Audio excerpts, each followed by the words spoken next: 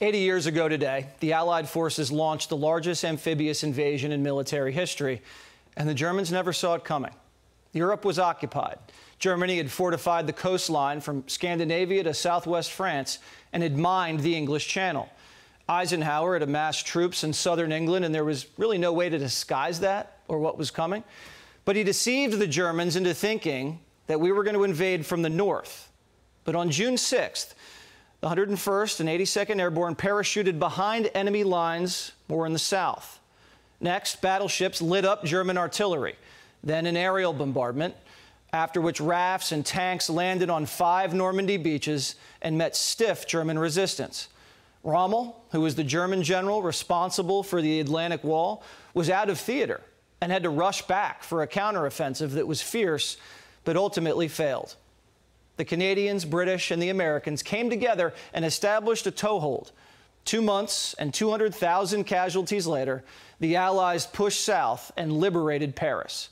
For Hitler, it was the beginning of the end and the most consequential battle in the European theater, changing the course of Western civilization. Today is a day to remember their brilliance, bravery, and sacrifice. But for some politicians, it's just another day for cheap political stunts. Hillary Clinton said this: 80 years ago today, thousands of brave Americans fought to protect democracy on the shores of Normandy. This November, all we have to do is vote. Dying for your country and voting for a politician, not really the same thing.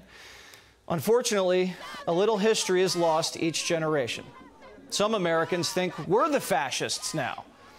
World War II vets can't recognize the nation they fought to defend. I feel like a foreigner in my own country lots of times, and I don't like it. It makes my heart real heavy. And I just hope we can pull out of this. There's too much Hollywood going on in Washington all the time. The important subjects they don't cover. So the thing is, I hope that I hope all the guys will rally up and we'll go back and straighten it all out. That's Rondo Sharf. He was 16 years old when he enlisted in the Navy. Thousands like him lied about their ages just to join the war. They stormed the beaches of Normandy running toward gunfire. They climbed jagged cliff sides, jumped out of planes. They fought and died to preserve freedom around the world. They were the greatest generation. Attention must be paid.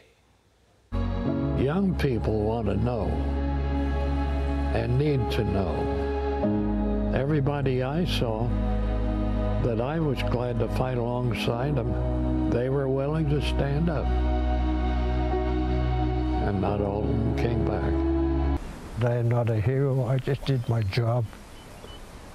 The real heroes are laying here on the cemeteries. These are our heroes, and we should never forget them. Actor and founder of the Gary Sinise Foundation, Gary Sinise, joins us now. Gary, of all the battles, I mean, we've had battles in the Revolutionary War, the Civil War, World War I, Vietnam. What is it about this battle in World War II that seems to just stand above everything else? Well, thanks for having me, Jesse. Consider this. That invasion, there were 7,000 ships, there were over 11,000 planes, 160,000 hit the beach that day, thousands were killed. We lost 2,500 Americans, 4,500 Allied troops died on that beach that day, yet by midday they had taken the beach and taken the cliffs.